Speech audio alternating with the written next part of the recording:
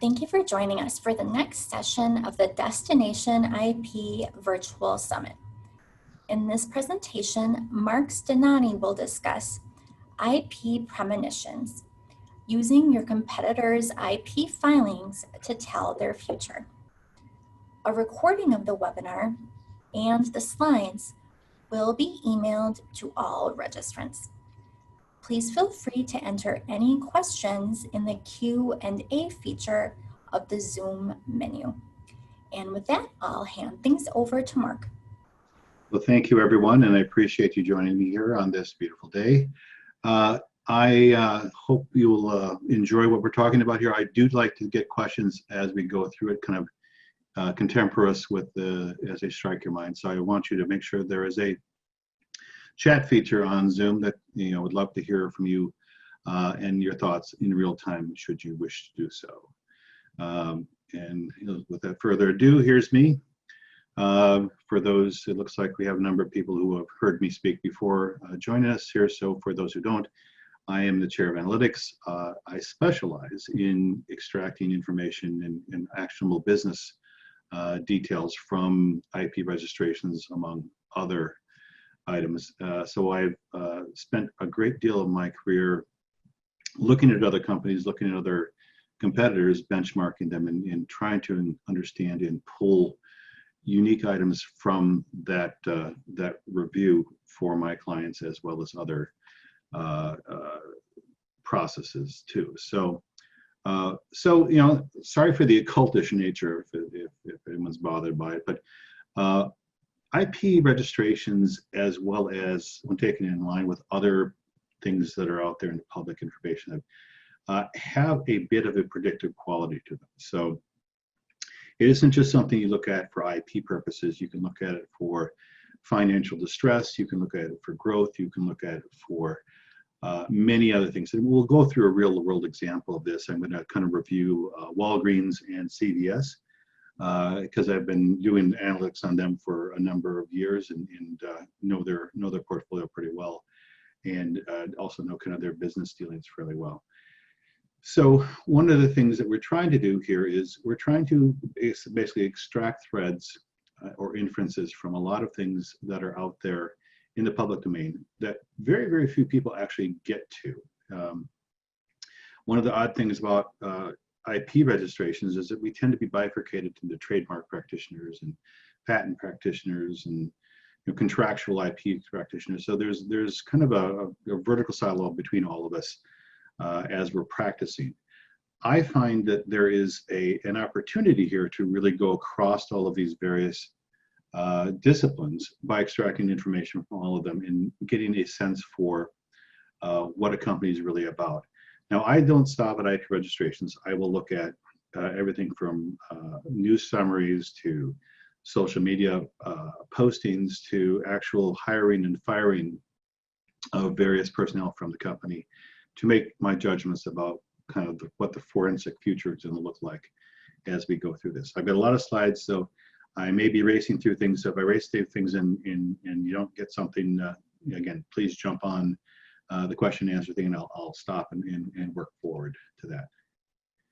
So, goal of the presentation: what can you do, what you can't do. We're going to first dispel a few myths that I find a lot of people have about IP strategy and its the grandness of it all. I'm going to teach you on process on how I generate inferences, a little review of the CVS and Walgreens, as I mentioned, and then answers questions and do commentary towards the end here if there's no one there. So let's dispense with a bunch of well-held beliefs about IP strategy. IP strategy does not exist as a strategy, at least not in my long history of life in looking at IP strategies. You may have an IP strategy on paper, but life occurs between the formation of that IP strategy and the actual existence. So whenever I'm doing analytics around what another company is doing, I don't assume a grand strategy. I assume that it's going to be a bit like an ant-hive, that there are different ants and people in that corporation doing different things. So what I look for are fragments of strategy. And so when you're spending your time trying to understand what the various people are doing in the business, you don't look for a huge overarching scheme. Also, when I'm doing benchmarks and kind of forward looking on other companies' strategies, I need to look at my client's strategy or my strategy first before I look at another company, because again, a lot of things in intellectual property end up are personally attached to a various thing. There's a lot of psychology analogs in IP review, because IP is so much of an example of the personnel running the company, the people who have the strongest will within the corporation and drive essentially what is filed and what is kept. So we all start from the registrations, but then we start going a lot deeper. And I spend a lot of time looking at the management team's persona as well when I'm trying to understand just why someone's doing something. Moving along here, I have 3 truisms that I really like to spend my time embedded in. Competitors tend to pivot around each other. So if you are in one company working around another company, then you can spend a fair amount of your time watching them dance around each other. It's not a Brownian motion thing. There's basically, you find clusters of innovation, you find clusters of action between a measure and a countermeasure of those organizations. Then you also have an opportunity to look at the executives who move between competitions as well. And then you can just start to watch this kind of, cause and effect happening. The budgets react to the competitors' actions. I see parallel filings as new people get into the business, or one competitor does one action and then the others do another action. So then there's an opportunity there to make things go into a place where you can start to take things apart and make them happen and make them work much harder as you do in your analytics. Anyway, so the first thing I'd like to do, though, is I'd like to look at the trademarks and go into kind of how those we actually lead out innovation. Domain work and trademark work is generally the first thing you look at before you get to the opportunity there. Truism number 2. Mergers and acquisitions are another big action item that I look at. There are a ton of behaviors that in mergers and acquisitions, they always tend to give you a big level of outcome and an opportunity. So again, and this varies between private equity and venture capital mergers and acquisitions versus another operation where you're looking at an operational company, because the operational companies tend to be a little less dramatic in how they do their acquisitions. Now, you also, if you can find out what the multiples paid are in acquisition, that's another level of determination of what the level of interest or desperation is on that. So going down along that line, that's another truism I find. Number 3, what is discarded is probative. So what we have going on here is there is a probative side to what people throw away. So companies throw away IP, generally when they want to. I mean, the in-house mentality about IP is that they very rarely throw something away unless they absolutely need to. So what is thrown away tells you 3 things. It tells you, budgets have changed, directional has changed, and also if the direction has changed, if you're looking for layoffs as well, in the same time, you have the opportunity for that to be directly inferenced as to where you're going. Moving along here. So with those three truisms in mind, I like to anchor things. A lot of companies do things that are around a process or a product. For those who recall what a safety razor looks like, this is my attempted a poor joke with Occam's razor. The other anchor is there a strategic move? And this is really, really rare to see this unless there's an acquisition to go with it, unless there is something that is entirely different. So it would be like a company like CVS suddenly filing patents in an area of healthcare services. That would then be a strategic move that would either be heralded by its acquisition of Aetna, like we'll talk about going forward, or otherwise. So that's kind of the rare aspect in there. But most of the time, it's around a new product or new process. They tend to be 5 minutes upstream, 10 minutes downstream from what they're currently doing. So it's fairly easy to understand. So let's set the stage. I'm going to start moving a little faster here. So we want to focus on fast elimination criteria. Eliminate what's not relevant or not helpful for our discussions. And we can use machine tools. We can understand what the level of investment is by looking at how many filings are happening where. We look at the management teams. We look at the products that can be mapped to matters, and we start looking for statistical outliers. The statistical outliers are where we tend to want to look for and go to. So once you're getting to that opportunity and operation, then you end up with a fair amount of really interesting stuff to start with. Don't throw away anything that isn't a statistical outlier. You'll get back to it later. Let's set your goals, because a lot of this premonition work is really about answering a specific question. So we look at the goal of the brand of the product. We look at the overlying IP hires and fires. All of our data extractions should focus on those goals. We can find other positioning discussions. We can also talk about interdiction if that is something that you think the benchmarker is looking at. So here's the element. Here's the process. First thing we start to do is an overgather of information. If you think you have enough, you should go back and look for some more, because what we try to do is get everything that we can pull into a reference or an inference into one place at first and start running clustering statistical analysis on to get rid of things. So we use clustering tools, we use natural language tools, we use things that make it easy for us to sort these things out, put them in buckets. And so we can start testing hypotheses is what we're thinking is going to happen. It's not always the first time you get this to happen, so we have run an iteration on this, and you add the new knowledge we have when we get to the bottom of this first process. So repeat this process a few times, and then you will pretty much get a clear picture of what's happening.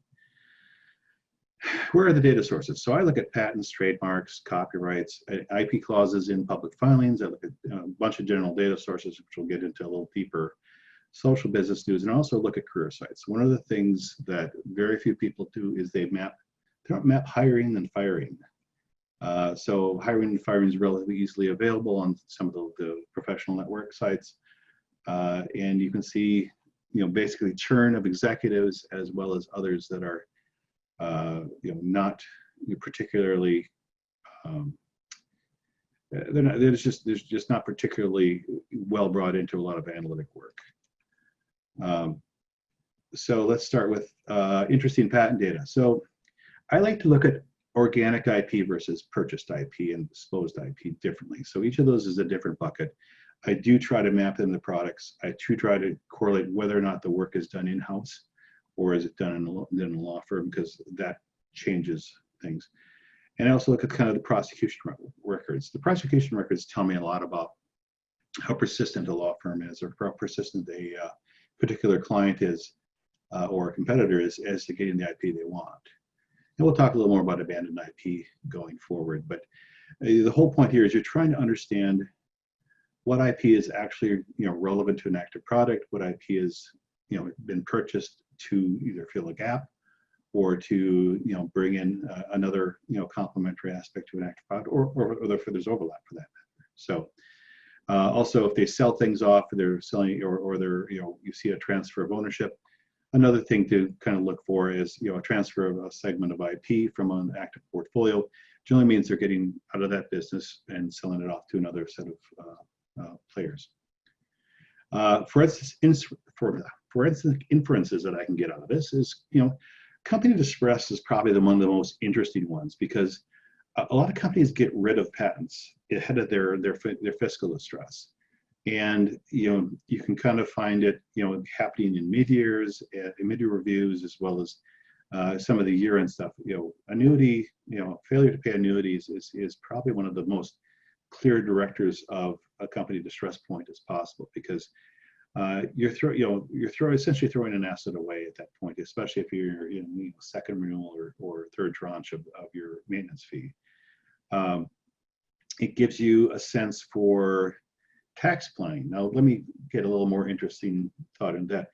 When companies use tax planning with their IP, they tend to have various foreign ownership of that IP in opposition to a local or domestic ownership. I would correlate headcount there as to where the entity is and what country it's in versus the number of headcount that are actually named on the patent. So we'll extract inventors and go back and look at LinkedIn and see where they all live. That's a little less probative now in the time of COVID, but if you find that the R&D groups are in different places and the tax planning entity is owning them in a tax planning jurisdiction, like Mauritius or Luxembourg, you've got the opportunity there for kind of understanding how they're doing their tax strategy. Also, patents tend to lead R&D by about 3 to 5 years in most sophisticated companies. Talked about organic and acquisition. So we can also understand how innovation occurs in the company. Is it incremental, like it is in 90% of the companies, or are they literally leaping across the void and doing something new? Trademark and domain data. So a lot of current actions in trademark and filings and domain filings is really kind of gives me about at least a 6-month window on what's going to happen going forward. A lot of times companies don't realize that people watch trademark filings. Some do, some don't, but very few people tend to watch domain filings. So if you see a trademark pop up, then you go into the domain world and start typing in the variants of that domain name, that domain brand, and you start looking at country codes also associated with that. That by itself will give you inferences where that trademark is going to be brought to market. The domain names tell you where also they think that they're probably going to have at least secondary sales or gray market sales. We use this not in exclusivity because it can be misleading, but you can develop a prediction model using registrations that are, a lot of marketing people have the brilliant scheme of making trademarks descriptive of products. And so we use that to our advantage to say, well, they're probably bringing this product to market. Other companies are wise to that, name them, something entirely arbitrary. So we use that as well. Another forensic instances, we can look at new launches. Another thing in this is we can start to find red herrings as well, because sometimes companies will file 5 or 6 different brands at the same time, and then you're going to look for ones that are more substantial, so you can figure out which ones are probably more favored by the company. Another thing to look at is if you have disgruntled clients or employees or people that are disgruntled working with that target, you can look for essentially disparaging domain registrations. So, for instance, like companyxstinks.com, and so you can start to look at various levels of happy or unhappy clients by the disparaging domain registrations as well. We can start to see a little bit of insight into bypassing the 18-month secrecy window on patent filings by the trademark funds as well. We can also look at knockoff and information along that line. And again, I'm going very fast here, so anybody not understanding something, just throw me a question. Now let's talk about the kind of interesting general data. This is where I think a lot of the work that we do here at the firm diverges from almost anybody else in the field. And so what happens in this area is we spend a lot of time sifting through news, networks like LinkedIn or Twitter, what's on the web, also what's in the scientific community. So if we identify a key inventor, we really start to look for interesting papers coming out of the scientific community that they're allowed to publish. That is, it's another area I think that very few people work through because that type of data is often, we'll mention you find that kind of data as you take it through your kind of the prior files as well. And many times those papers will mention patent filings before the 18-month window. So I really find those to be very probative. So then employment listings, who's coming in, who's going off. There is a question to come in, how do we get data on firing? You know, LinkedIn is a great tool if you invest in it. You know, one of the great news about LinkedIn is that if you can build your network to a certain level, you can start to see inside and get insights into other companies. And so my network has been built since, you know, I think I was one of the 14,000th earliest networkers on LinkedIn.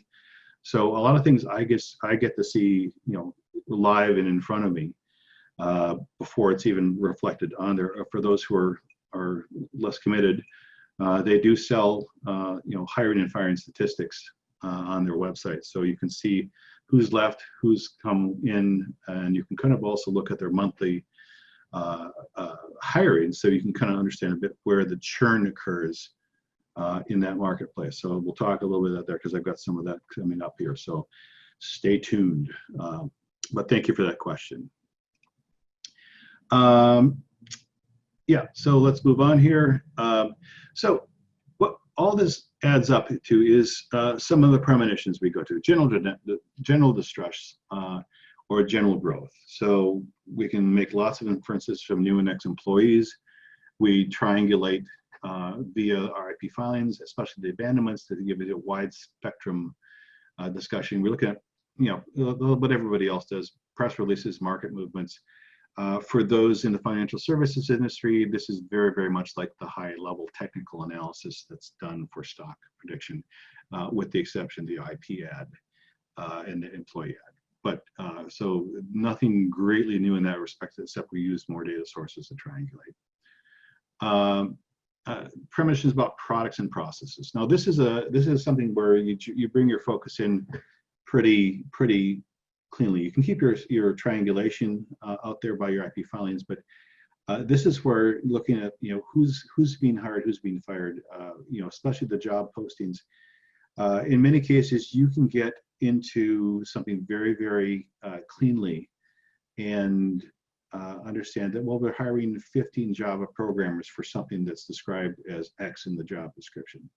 If you go find a trademark, you know, there's 3 trademarks that, you know, kind of match that goods description by the same ownership. You go into domain names and you start to say, well, you know, they've registered this one in Hong Kong, China, Taiwan. So it looks like they're at least planning on an Asian rollout of this. So you get my point. I mean, it's just additive. Each piece that you're looking for, you know, is indicative of the direction that the company is going to go with that product or process.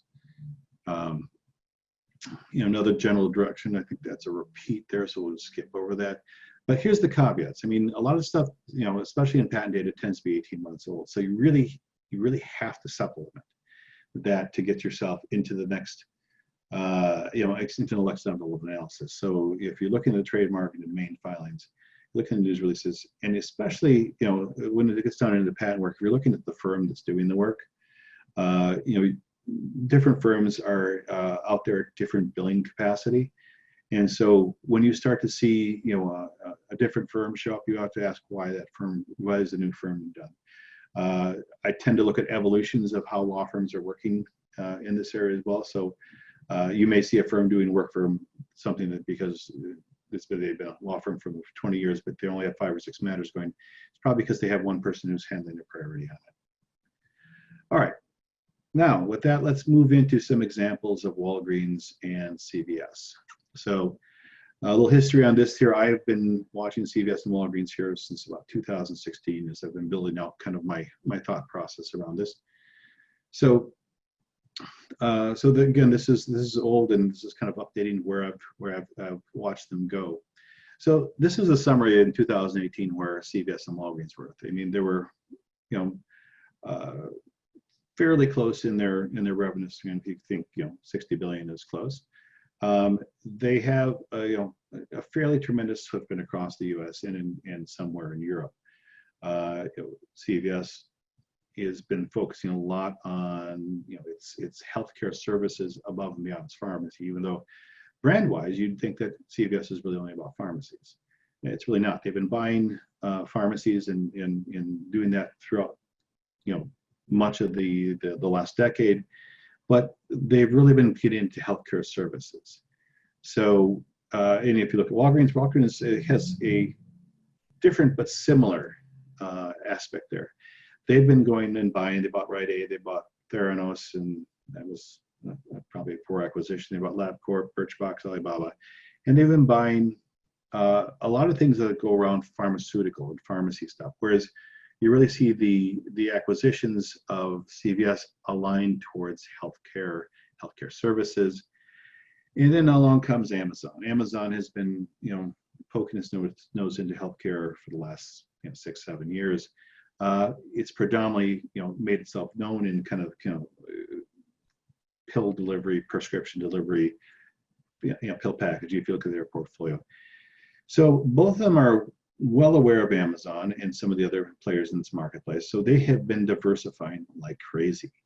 On the IP side, Walgreens has had some notable wins against CVS in their patent filing. So you'd think that they would be a little more, happy about their patent portfolio. Well, we look at their brand work.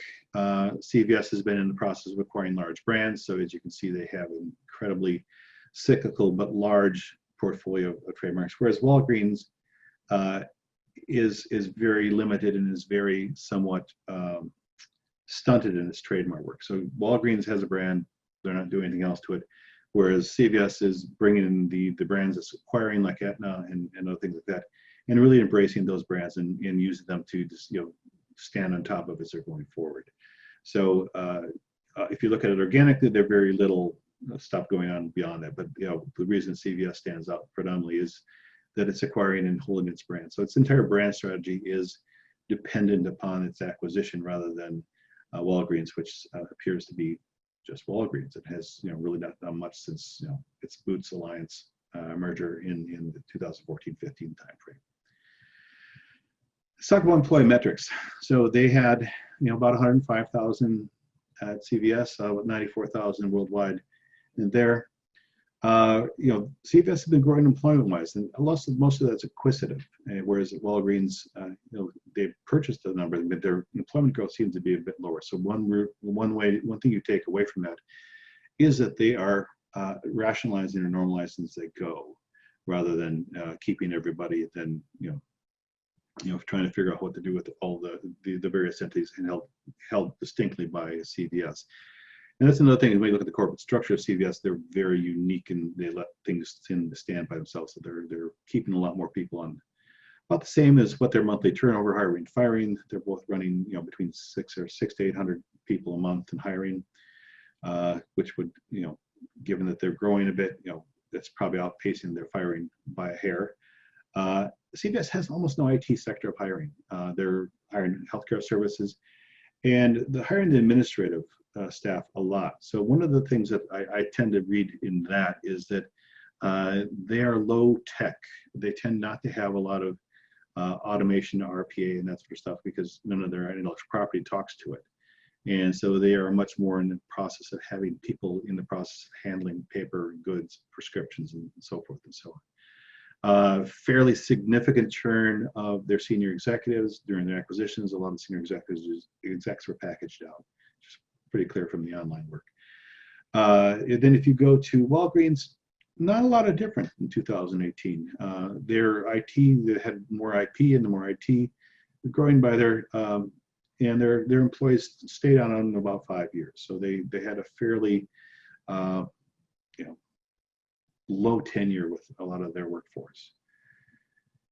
By comparison, we look at the IP filings here. So if I look at CVS by itself versus Walgreens in red and CVS in there, CVS has been very limited. They file maybe one patent every year or so, whereas Walgreens had a higher peak. And the funny thing is that was right prior to their litigation where they're successful. Now, you would have expected them to jump into a filing flurry after they had some successful litigations in CVS, but really not the case. I mean, they jumped up, to a few more after the case, but it really kind of fell off. And so then let's look a little deeper into kind of the class codes around that. Is that, you know, most of what you know, CVS was patenting was really their containers, their pill boxes, their blister packs, whereas, you know, the rest of their applications, about 30% of them were electronic related, where Walgreens, on the other hand, is really much more focused on electronics and much less on their pill distribution. So again, you can start to infer that, you know, the managerial process there is, you know, CVS is much more run by, you know, kind of more traditional pharmacy, whereas Walgreens has more kind of futurists in their profile. Not many, but, you know, enough to cause it to be, you know, differential in our review. Now that comes out when I start to run clustering on the patent claims. So we can see that, you know, by far CVS claims run much more around containers and boxes and, you know, how you store medication and that sort of stuff. Whereas Walgreens is much more heavy into its online ordering, its online distribution, how to handle prescriptions with various patients as well as multiple patients. So for those who haven't seen these drawings before, they're read from the inside out. The inside ring gives you the higher level topical classification, and then, you know, it's basically the most prolific noun in the claims, if you will. And then subordinated to that is the outer ring, which gives you kind of the sub-classification of the sub-notes below that. So, so for those reading these diagrams and running them side by side like this, you look at the inside first. They share common, relatively common noun phrases since in the same industry, but you can see very much the focus changes dramatically as you get through this. Again, looking at kind of pair level inferences here, you started ultimately, you know, CVS really just doesn't care about its matters. It's only got one or two going through there, so it doesn't have a very good sensibility for what's going through there. Whereas Walgreens, you can see Walgreens, you know, likes to hang on to its patents forever and ever and ever. They will take, you know, there were 10 matters at 6 office actions or more.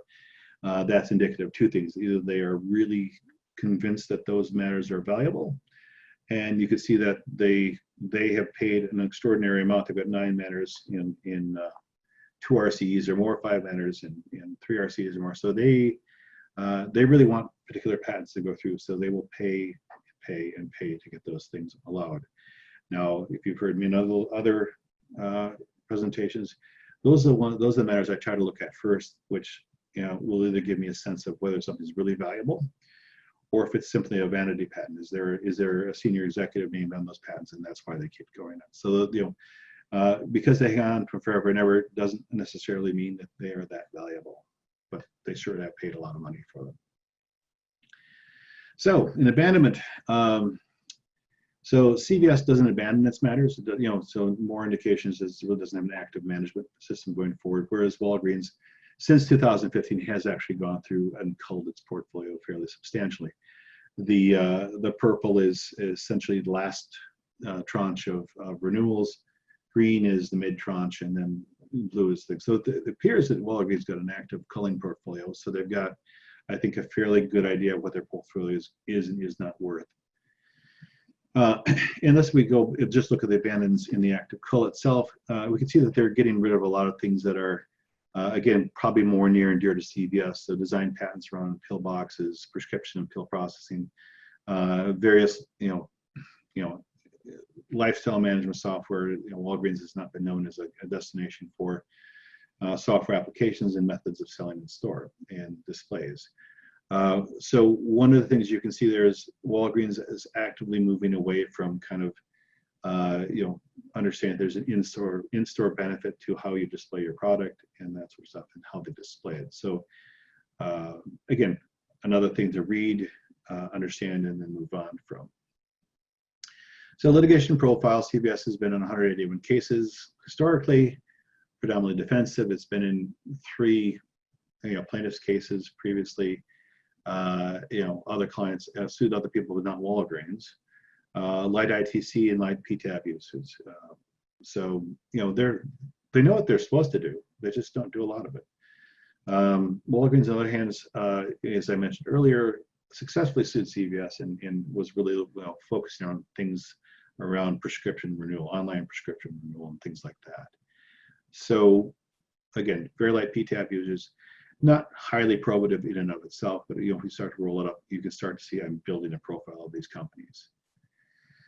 So assertion risks, basically they have begun to react strongly. CVS is, in looking at some of the licenses that they've announced, they brought in licensed cloud services, especially cloud services that have an additional indemnification for patent infringement with it.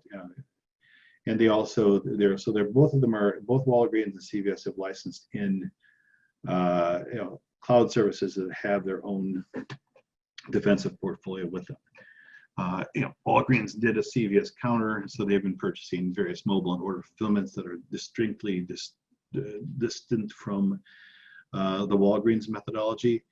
And Alibaba, bringing Alibaba, they are really looking at kind of working on the supply chain EDI versus the Alibaba matters being forward through. So some of this is assuming there's another analysis in there that looks at Alibaba as a provider as well as Amazon.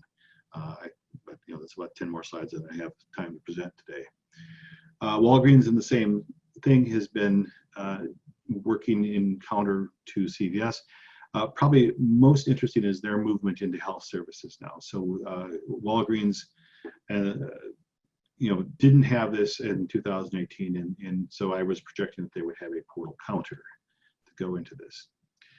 Again, litigation profile goes into this. So the predictions I made 2 years ago were largely around that CVS and Walgreens are continuing to try to Amazon-proof themselves, and they've done a lot of this in the meantime.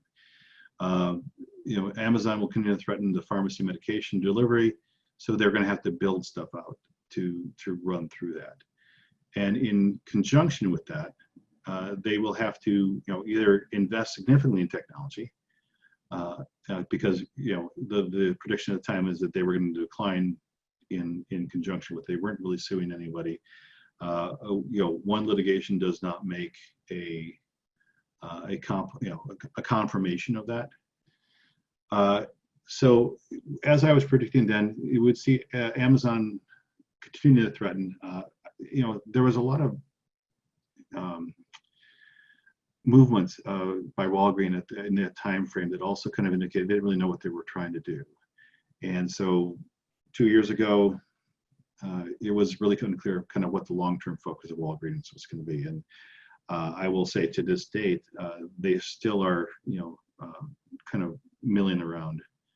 So then let's get to 2020. Great year. I'm kind of over it. So CVS has gone even further into its relationships and things. So they've gone into this health hubs. So health hubs, for those who don't study CVS, they are attempting to be a one-stop shop that treats a person who is receiving healthcare services. They can get everything in one place. So you go in for a visit with a nurse practitioner at one of the CVS stores. You can get your drugs and everything else. You're in, you're out, and you're done. They describe it as trying to be a surround sound experience for pharmacy, whatever that might mean. Shipped, as you may recall, is a Target acquisition that competes with Instacart. Following their acquisition of all the Target pharmacies, they took it the next step and moved into an alliance with Shipped. To that end, they are using this as another way to bypass the Amazon activities of e-delivery or prescription delivery in the Prime memberships. And then oddly enough, they've stepped into something around customized gene therapy. Now, this is relatively there was no prior history in this. This was nothing that they had in their IP filings.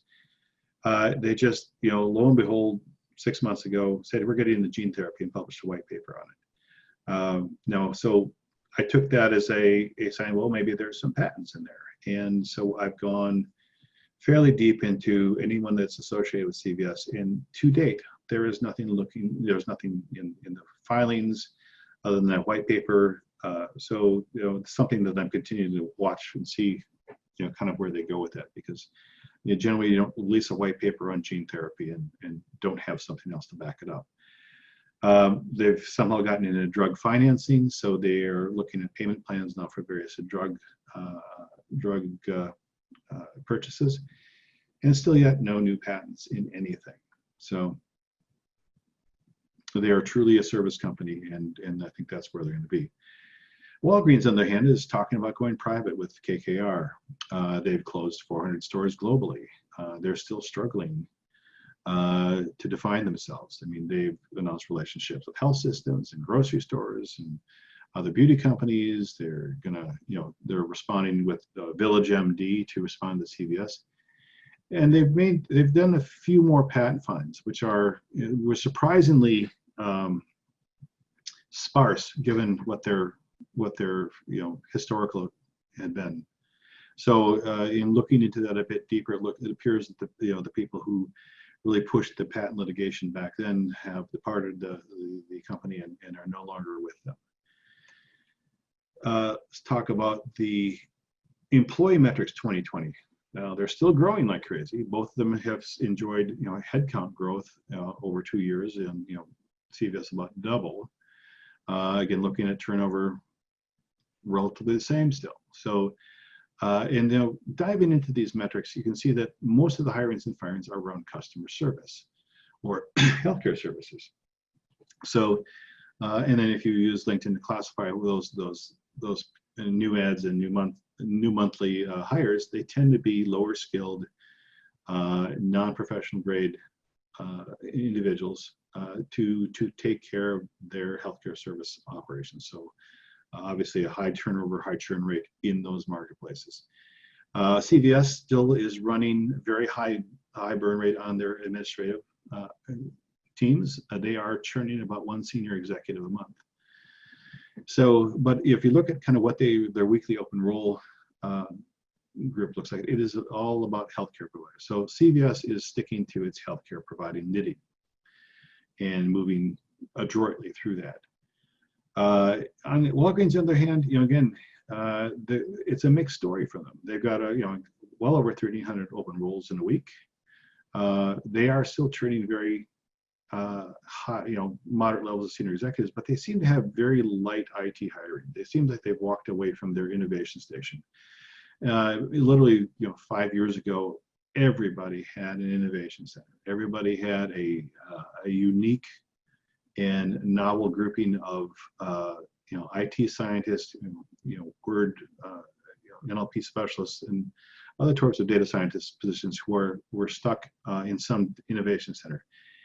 It's kind of scary how few of those still exist, and so Walgreens and CVS were no different.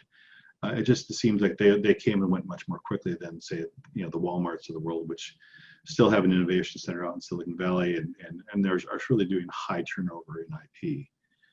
So, the difference here is that you've still got, the companies haven't changed their spots very much, but they think their long-term perspectives are very, very different.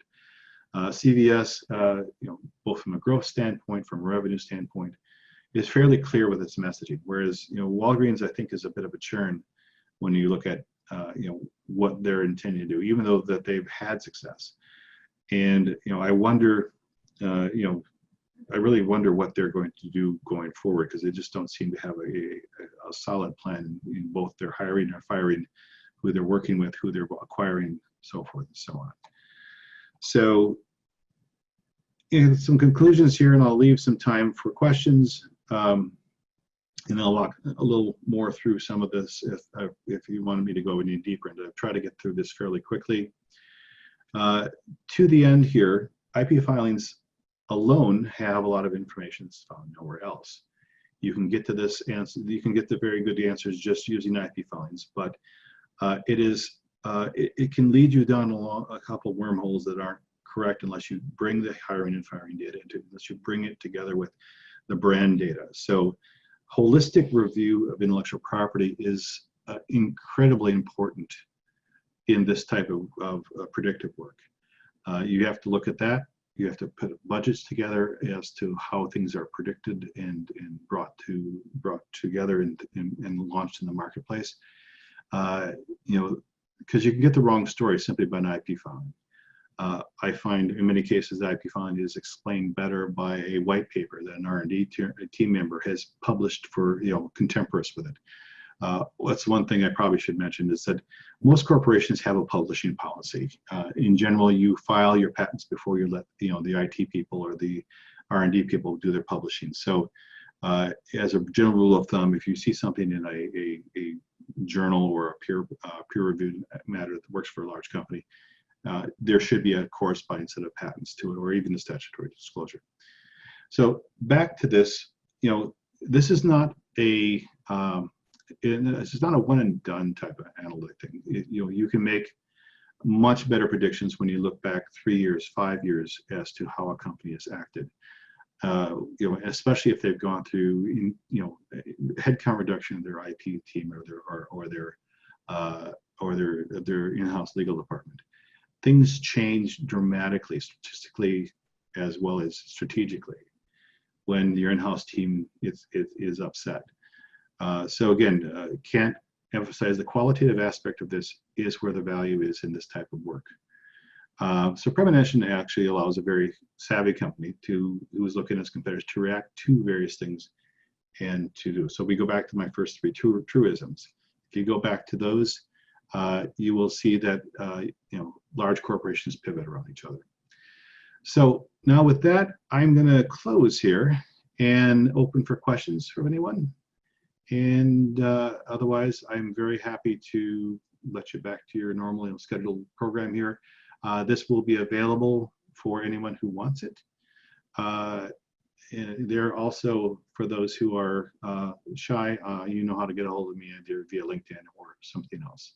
So I'll pause for a minute or two. Otherwise, Michelle, we can probably close it in a minute or two here.